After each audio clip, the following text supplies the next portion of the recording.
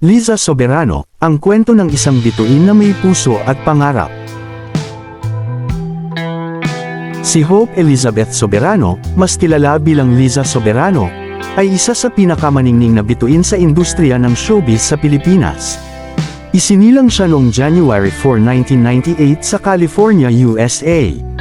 Sa murang edad, lumipat siya sa Pilipinas upang manirahan kasama ang kanyang pamilya.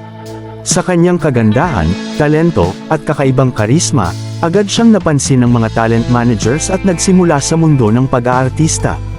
Unang nasalayan si Liza sa ilang supporting roles sa pelikula at teleserye. Isa sa kanyang pinakaunang proyekto ay ang Once Upon a Time at ilang cameo roles sa pelikula. Ngunit higit siyang nakilala ng mapabilang siya sa teleseryeng Forevermore noong year 2014, kung saan nakatambal niya si Enrique Hill. Ang kanilang tambalan na tinaguriang Liz Ken ay naging isa sa pinakasikat na love team sa bansa. And the rest is history. Kumusta at maligayang pagbabalik dito sa aking channel. Kung bago ka pa lang dito, welcome to Jazz Vids, ang channel kung saan tinatalakay natin ang mga singer at artista noon at ngayon sa tulong ng artificial intelligence at karagdagang research. Pero bago ang lahat, isa munang mumunting request mula sa inyong lingkod.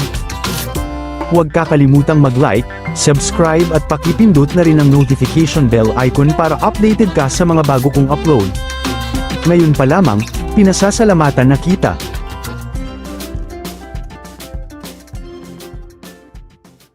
Dahil sa kanyang husay sa pag-arte at natural na ganda, sumikat si Liza sa maraming proyekto tulad ng Just the Way You Are, Everyday I Love You, at My Ex and Wise.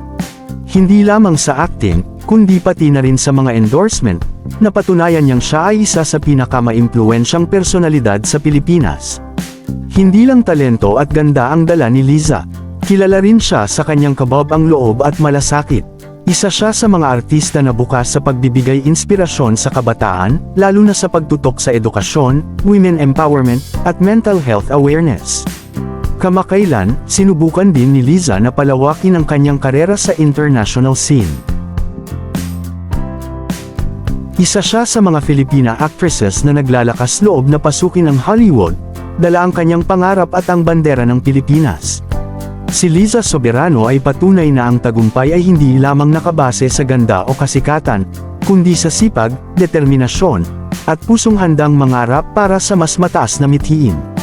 Siya ay nananatiling huwaran hindi lamang sa larangan ng showbiz kundi sa bawat Pilipino na patuloy na nangangarap.